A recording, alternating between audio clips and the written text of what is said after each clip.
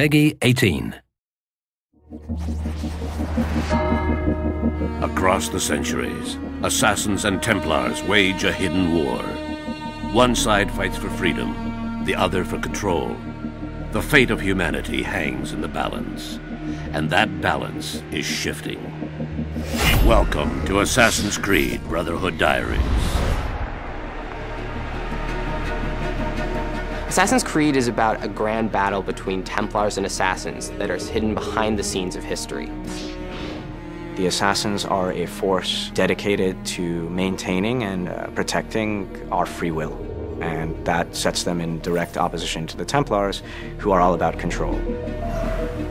It's a very, very interesting universe where we have many levels of depth and many angles to explore.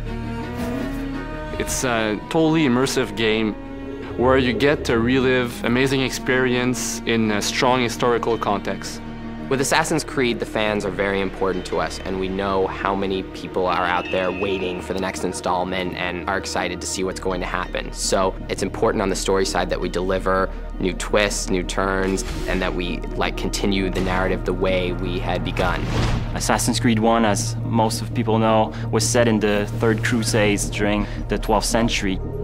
Assassin's Creed 2 was set in the Renaissance. This time around, we are going to focus especially on the city of Rome itself and on the life of Ezio, the second part of his life where he decides to build a new order, which we call the Assassin's Brotherhood. So Ezio is initially just a young guy who finds himself forced into this world that he never knew existed. He's then exposed to this war between Templars and Assassins, and then struggles and fights to find his place in things. And it just so happens to be sort of at the side of the Assassins. Assassin's Creed Brotherhood is a little bit like a new season of a great TV show. Assassin's Creed Brotherhood starts off at exactly the moment that Assassin's Creed 2 ended. So, when we made Assassin's Creed 2, we understood that Ezio's story was more epic than anything we could tell with one game. And this time around, what we wanted to give the players is the fantasy of being leader of an assassin order. And it made sense for us to put the player in that position and have that extra responsibility of not only teaching them, but also recruiting them and molding the next generation of assassins. The player will be able to recruit new assassins, train them, and eventually send them on different types of missions. You will see many familiar faces in Assassin's Creed Brotherhood. Lots of characters that you knew before in Assassin's Creed 2 will return, but not necessarily the way you expect. Now, Ezio is much older, he's wiser, and he's about to become a leader of the Assassin Order, and he'll need to prove that he truly can lead.